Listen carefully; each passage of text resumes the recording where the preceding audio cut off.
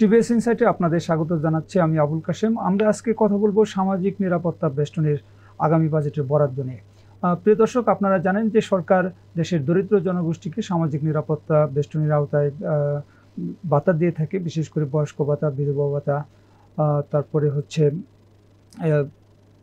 স্টুডেন্টরাও হচ্ছে স্টাইপেন্ড পেয়ে থাকে, তারপরে মুক্তিযোদ্ধা ভাতা ইত্যাদি নানান রকমের ভাতা আছে। তো সরকার আগামী অর্থ বছরের বাজেটে কিছু ক্ষেত্রে ভাতার পরিমাণ বাড়াচ্ছে, কিছু ক্ষেত্রে হচ্ছে ভাতা ভোগীদের সংখ্যা বাড়াচ্ছে। মানে আগে এবছর যে পরিমাণ মানুষ এই সুবিধা পাইছে, আগামী বছর তার চেয়ে একটু বেশি পাবে।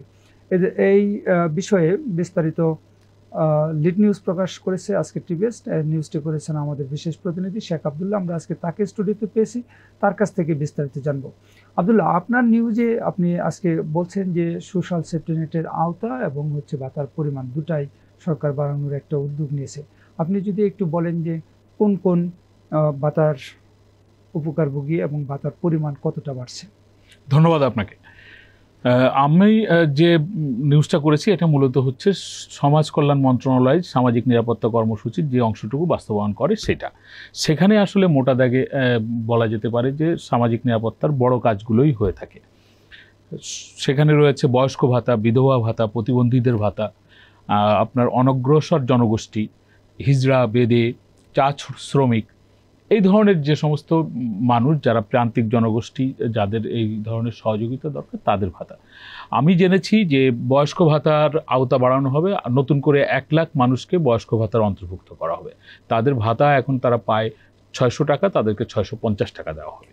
বিধবা ভাতায়ও কিন্তু হচ্ছে ভাতার পরিমাণ বাড়বে, এখন হচ্ছে আপনার 550 টাকা তারা ভাতা পায়। আগামী অর্থ বছর থেকে তাদেরকে আমি জেনেছি যে 650 টাকা ভাতা দেওয়া হবে। এখানে এখন 27,75,000 বিধবা বা স্বামী নির্যাতিতা নারী তারা এই সুবিধা পান। আগামীতে এটা 29 লাখ করা হচ্ছে।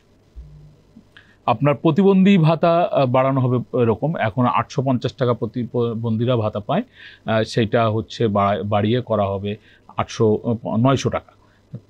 এখন 32,34,000 প্রতিবন্ধী সারা দেশে তারা ভাতার সুবিধা পায়। এইটা সামনে হচ্ছে 34,50,000 করা হবে। এই ধরনের যে সমস্ত জনগণ আছে যারা একটু সমস্যার মধ্যে দিয়ে দিন পার করে আর কি। আপনি জানেন যে মানে বিধবা ভাতা বা বয়স্ক ভাতা কারা পান? যাদের মানে যারা নিম্ন আয়ের মানুষ, যাদের পরিবারের আয়ের উপার্জনক্ষম মানুষ নেই বা বাৎসরিক আয়ের পরিমাণ পর্যাপ্ত না, তারা হচ্ছে এই ভাতা পান এবং তাদের বয়স কিন্তু 65 বছরের বেশি। এই ধরনের মানুষ এই ভাতা পেয়ে থাকেন। তো এইসব জায়গায় বাড়ানোর পরিকল্পনা রয়েছে। পাশাপাশি হচ্ছে আপনার চা শ্রমিকদের একটা বিরাট অংশ নতুন করে ভাতা পাবে। এখন মাত্র 60,000 চা শ্রমিক ভাতা পায়। আগামী অর্থ বছরে 1,37,000 চা শ্রমিককে ভাতা দেওয়া হবে। চা শ্রমিকদের এখানে একটা বিশেষ পরিবর্তন হতে যাচ্ছে ভাতার ক্ষেত্রে। এখন তাদেরকে এককালীন বছরে 6,000 একজন শ্রমিককে 6,000 টাকা সরকার অনুদান হিসেবে বা ভাতা হিসেবে দিয়ে দেয়। আগামীতে সরকার এই এককালীন দিবে না, সরকার তাদেরকে মাসে মাসে দিবে, 650 টাকা করে দিবে।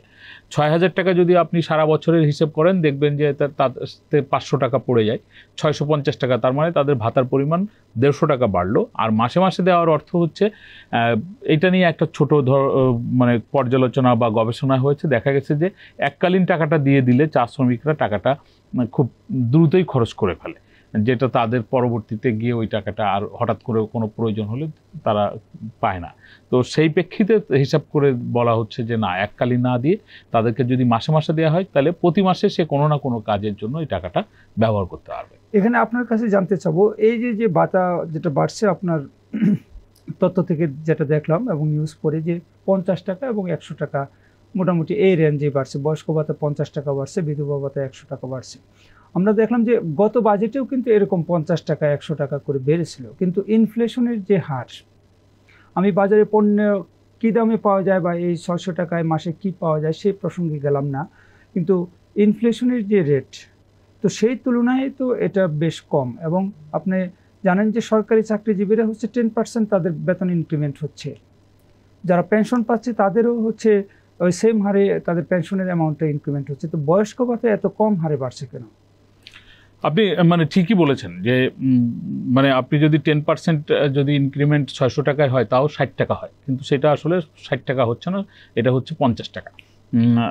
বা বাজারের আপনি পণ্য মূল্যের দাম বলছেন, আপনি যদি মোটা চালের হিসাব করেন 1 কেজি চাল 50 টাকা বা 55 টাকা, একটা ডিম 10 টাকা, বা 1 লিটার দুধ 100 টাকা। বাজারে ওষুধের দাম কিন্তু যথেষ্ট বেড়ে গেছে। বয়স্ক ভাতার বা বিধবাদের কথা বলছেন আপনি, বা যাদের কথাই বলেন না, প্রত্যেকটা মানুষের কিন্তু এই জিনিসগুলো দরকার আছে। মানে সে যদি মাসে এই টাকা দিয়ে ওষুধ কিনতে যায়, আসলে আসলে তার মানে কতটুকু ওষুধ হবে, তার প্রয়োজন মেটাবে কিনা, বা সে যদি চাল কেনে সেটা মেটাবে কিনা, এটা নিয়ে যথেষ্ট কোশ্চেন আছে। পাশাপাশি এটাও কিন্তু বাস্তব যে সরকারের রাজস্ব আয় এইভাবে বাড়েনি। সরকার কিন্তু যে পরিমাণ এই কাজগুলো করছে সেটা নিয়ে মানে আমাদের অর্থনীতিবিদরা সমালোচনা করেন। ওনারা বলেন যে আমাদের জাতীয় বাজেটের তুলনায় আমাদের সামাজিক নিরাপত্তা কর্মসূচিতে ব্যয় বা আমাদের জিডিপির তুলনায় ব্যয় অনেক কম। অন্যান্য দেশ অনেক বেশি করে, আমরা সেখানে খুবই কম করি। আমাদের সাধ্য নেই, বা আমরা যে সমস্ত খরচগুলো এই ইসে দেখাই সেটা তো নিয়ে ওনারা অনেক সমালোচনা করে থাকেন। আপনি শুরুতে মুক্তিযোদ্ধার ভাতার কথা বলছিলেন, মুক্তিযোদ্ধাদের যথেষ্ট ভাতা দেওয়া হয়, মাসে 20,000 টাকা, কিন্তু তার মধ্যে যথেষ্ট স্বাবলম্বী মুক্তিযোদ্ধা আছে যারা মানে অন্যের উপরে নির্ভরশীল না। মানে সরকারি চাকরি করেন এমন ব্যক্তি মুক্তিযোদ্ধা, ব্যবসা করেন এমন ব্যক্তি মুক্তিযোদ্ধা, যথেষ্ট ধন সম্পদ রয়েছে এমন ব্যক্তি মুক্তিযোদ্ধা, তারাও কিন্তু এই ভাতাটা পায়। ওই ভাতাটাকে সামাজিক নিরাপত্তা বলতে আমাদের অর্থনীতিবিদরা রাজি হন না, বা সরকারের পেনশনকে রাজি হন না। সেগুলো বাদ দিয়ে হিসাব করলে আমাদের সামাজিক নিরাপত্তায় বরাদ্দ অনেক কম। কিন্তু সরকারের রাজস্ব আয়ের ঘাটতি থাকার কারণে সেটাও সরকার খুব বেশি যে করতে পারে সেরকম না।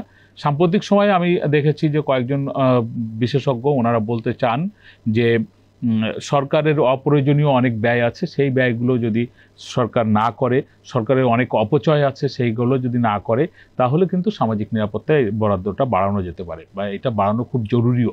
আমি এই প্রসঙ্গে আপনার কাছে লাস্ট কোশ্চেন জানতে চাবো যে একটা আলোচনা আছে সরকারের যে হোয়াইট পেপার কমিটি বলেন আর অন্যান্য কমিটির বা টাস্কফোর্সের বিভিন্ন তথ্য উঠে আসে যে আওয়ামী লীগের সময় ব্যাপক দুর্নীতি হয়েছে বিভিন্ন খাতে, প্রকল্প বাস্তবায়নে বলেন, সব জায়গায় হচ্ছে দুর্নীতি হয়েছে। প্লাস হলো যে এই প্রভাবশালীরা হচ্ছে কর ফাঁকি দিয়েছে। তো এখন যে সরকার, এই সময় তো দুর্নীতি স্বাভাবিকভাবে কম হওয়ার আশা আমরা করতে পারি, এবং এই সময় কেউ কর ফাঁকি দিয়ে টিকে থাকতে পারবে না, এটা আমরা আশা করতে পারি। ফলে আপনার হচ্ছে